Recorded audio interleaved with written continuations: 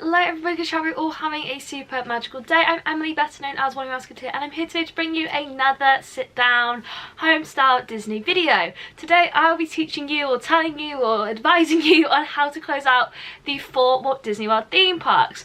On my last trip, on my very last day, I was the first and last guest in the Magic Kingdom. I also closed out every single theme park several times. Before I get into this video, I just want to say, do be respectful of cast members. When they ask you to leave, you do in fact need to leave. They appreciate that everybody wants to get their empty park pics, and they will let you do so if you are respectful about it. AKA, don't stand there and say don't move. If they ask you to move, just keep on moving. They have no issues with you doing it as long as you do keep on moving and you're not trying to stay there for like hours and hours after the park has closed. But with that being said, there does have to be a final guest. So I thought, I've never done this. I didn't know if there's like a system to doing this. This is just the way that I've personally done this and I found it easiest. But I have closed all 4 Walt Disney World parks. I've closed Magic Kingdom like 7 times on my last trip.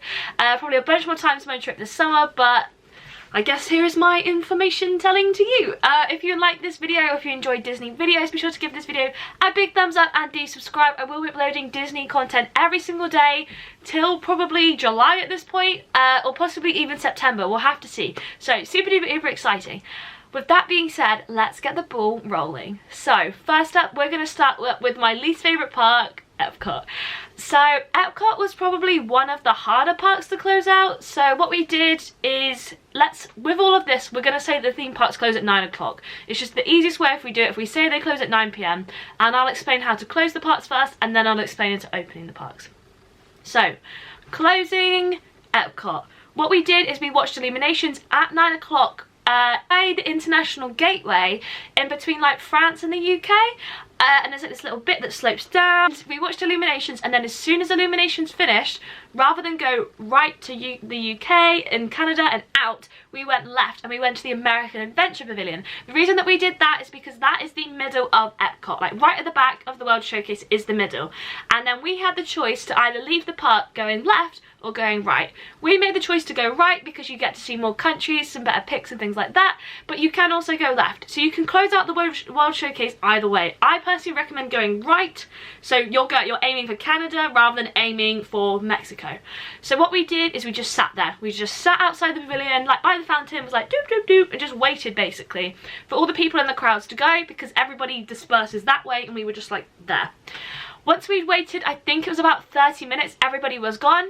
They actually turned the lights off of all the buildings, and we started taking some pictures. So we worked our way around. We did Japan, Morocco, definitely the UK, Canada, France, like we saw a bunch, Italy, and we got some absolutely stunning pictures. So you just start in America and then you work your way around out the World Showcase, and then you get to almost opposite of the American Adventure Pavilion on the other side of the World Showcase Lagoon, kind of by like the 2 shops which are either side, and then you just head straight down underneath like the monorail route, and you just head for Spaceship Earth.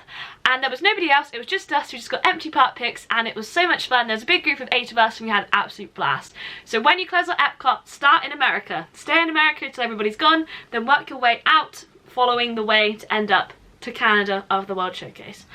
And we were like in front of Spaceship Earth, cast members were taking our pictures, like they really do not mind. They know the quicker they take your pic, the quicker you're going to leave, kind of thing. But again, please do all of this respectfully. Next up is Animal Kingdom. Animal Kingdom is my 3rd favourite park. Animal Kingdom was probably one of the easier ones to close. Magic Kingdom is actually the easiest, surprisingly enough. So closing Animal Kingdom, what you need to do is, again, the park closes at 9 o'clock, get in line for Flight of Passage at 9 o'clock. What we did is we got in line, and there was like some other people still kind of behind us, and we were like taking pictures. So we were like, oh yeah, sure, you go ahead, you go ahead, you go ahead. Let everybody go ahead. So we were like the last people in line for Flight of Passage for that night. Just like we're looking around the queue, taking lots of pictures, like really getting in that immersive Pandora experience. Then we actually managed to get a completely free Flight of Passage ride. So it was just us on this ride, sat in the middle, nobody around us, and it was pretty sick. Sick means good. Then what we did is we left the ride, we came out, and I needed a wee to run to the toilets, which actually was quite convenient because it helped waste a bit of time. And most of the guests had just disappeared. They arrived Flight of Passage, there's nothing else left for them, so they wanted to leave. There was us and these dudes with lightsabers, and we were like it was like a bit of a standoff. It was like a do like a kind of thing, but they did eventually leave. And then the cast member comes up and goes, hey, what are you guys doing? We're like, hey, we just want to be the last people here. He's like, well, congrats, you are. We were like, yay. So then we slowly walked out of Pandora, literally no one there, walked through Africa a little bit, headed back onto Discovery Island, got some pictures of me laying down by the Tree of Life, and then just left. And like, I'm not even gonna lie, not once did the cast members make me feel like I was doing anything wrong or anything like that. They were really welcoming to us being the last people there. So definitely give it a go. So Animal Kingdom, it took like longer because like you have to wait to ride Flight of Passage, like wait to get in line Flight of Passage, then wait the Flight of Passage line, ride Flight of Passage, wait for Pandora to clear out and then go kind of thing. But again, really easy to do, got some very pretty pictures. Next up is Hollywood Studios. Hollywood Studios closeout was probably the most like thrilling for me. Because we close, so you can close Hollywood Studios out two ways. You can do Toy Story Land or you can do Galaxy's Edge.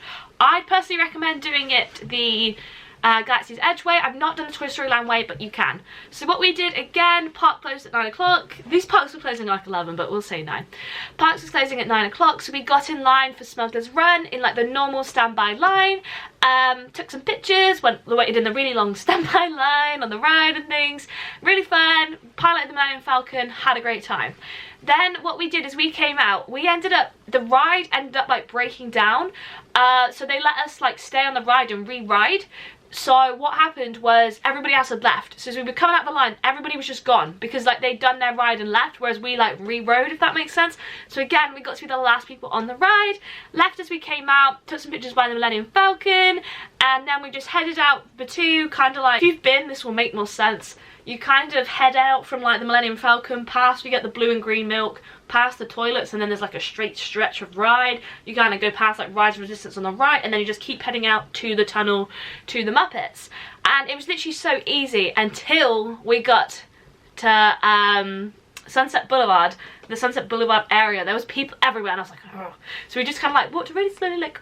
But the best bit of the Hollywood Studios closeout is all of the Galaxy's Edge cast members came out behind us. We had like a crowd of like 50 cast members, and it was so cool. They were like cheering for us, we were like cheering for them, and it was just really, really cute. Got some pictures by Vision 3D, by Sci-Fi Dining in the car, got some pictures on the actual like path, like little Pluto that glows, and it was really awesome.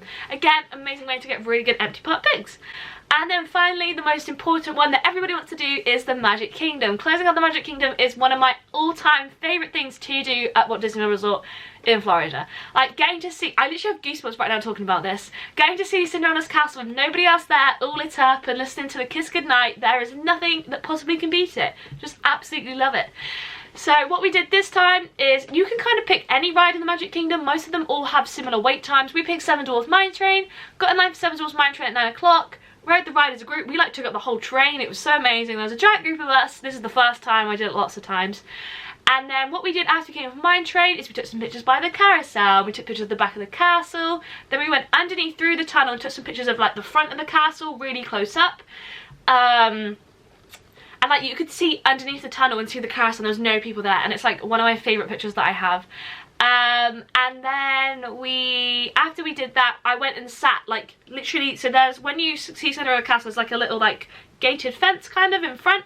I literally just sat my butt there. I sat there, I watched the Kiss Goodnight, just sat and chilled, and then once that was done, all the people just seemed to have vanished. So they all just started heading up Main Street. So what you have to do, I like to think of it as like herding the sheep. So you're just there like waiting for the people to walk in front of you. So when the party in front of you moves, you move, so that you're always behind, if that makes sense. So I got pictures by the Partners statue, pictures laid down near the bottom of Main Street. Then we kept heading up, and you go past like the Emporium and like Casey's Corner and things like that. I got some pictures of an empty Tomorrowland. Like, I was just going around like loving life. And then once you get to the top of Main Street, there's quite a lot of people and you have to wait a bit, but people are really nice and they like let you take turns of taking pictures at the top of Main Street. So I've got some of me like spinning around with my wand, and I've got some of me just like living my best life. But it is so easy to do. I forgot to give timings. Oh, I probably should have done that. So Epcot will take about 60 minutes to close out. Close out, I mean everybody to leave and disperse. Animal Kingdom, because you have to ride Flight of Passage, was like, I want to say maybe it took us like 2 hours to do. It was quite a long time. Hollywood Studios, again, had to queue for Smuggler's Run and wait for people to leave. I would say that probably took maybe 90 minutes to 2 hours. And then Magic Kingdom is actually the quickest. Magic Kingdom will clear out within 60 minutes some nights. Other nights it'll take like 3 hours. But when I went, it was 60 minutes every night. It was so easy. Like, I was coming off Mine Train and like half my work was done because everyone just leaves like after Happily Ever After. So it works out really well. But I do think closing out Magic Kingdom is just the best. And with regards to being the first guest in the park, so I went to Walt Disney World this past summer just as Galaxy's Edge opening day happened. I was there, one of the first people in Galaxy's Edge, pretty lit, and I was able to be one of the first guests on Smuggler's Run one day. And the way that I did it is you cannot do this if you're not staying on property. Like, you will not be the first guest, but if you're staying on property, keep watching and this is how you can do it. So what I did is in Hollywood Studios, so I arrived, it was like 10 minutes until the park opens. It was like 5:50 a.m. It was so stupid. Park opens at 6. There was crazy hours for Disney World. It was insane, but like insane in the most amazing way. And I was just me in this crowd of like hundreds of people in front of me. I was like, oh my gosh, what do I do? And what I did is they advise you to kind of stay on the flat, but there's also like the hub curb on the side. So I kind of just walked up on like the pavement and then just walked back down. So I was like back at the start where like the giant Mickey thing is, the shop. I feel like it has a name, but I don't really know. See the giant Mickey, and I just walked on the path all the way up to where you see like the Star Wars stage show. And then they had left to go to Galaxy's Edge. So then I just joined in with the people. And then I just wiggled my way to the front basically, and then ended up being the first person to ride it. There's a vlog. I can't remember which one it is, but there is a vlog that I literally document this whole entire process of how to be the first person. It was really easy to do. Exactly the same again with Toy Story Land. So being the first guest in Hollywood Studios, you cannot be the physical first guest of such unless you're getting there at like 5 a.m, 4 a.m. now because of Rise of Resistance. But it's very easy to be the first guest on a ride if you're on your own, like me, like a solo traveller. Being the first guest into Epcot, I can't say I've ever done that because I don't know why you'd want to spend time in Epcot. But I would say that I know how you can be the first person in the World Showcase. So I had a dining reservation at Acaricious Royal Banquet Hall before park open. And I got to just walk through the World Showcase. There was literally no one there. And I was like, and it was iconic. So get a dining reservation if you want to see some early morning empty World Showcase, or go through the International Gateway. So there's two entrances to Epcot. You have the main entrance by Spaceship Earth, where the buses go to, or you have the entrance at the back where the International Gateway is, where I believe if you get off the Skyliner, or if you're walking from, say, like the Boardwalk area in Hollywood Studios. If you come through there, they do like a little like mini rope drop for the World Showcase, and that way you can easily head in, take some pics as well. I also got to see an empty World Showcase when I did my Backstage Magic tour, which is so amazing. Like, you just see them like tidying up all the plants and things like that, and it was really, really cute. Next up, how to be the first guest in Animal Kingdom. I've never been the first guest in Animal Kingdom. That park is lethal. The paths are really quite thin, and everybody just heads in and goes straight to Flight of Passage. If you have rode Flight of Passage to your heart's content, I really strongly do recommend like rope dropping something else, like Everest or Dinosaur, because it's so cool to see the park so empty. Rope dropping Animal Kingdom, you've just got to try and get in early. Like, Animal Kingdom and Hollywood Studios are really, really hard to do, but being the first guest in Magic Kingdom, that is the area of which I excel. So, being the first guest in Magic Kingdom, so they let you in on the left or the right once you've scanned your Magic Band and you're into the park. And they hold everybody there like a little like pack of sheep.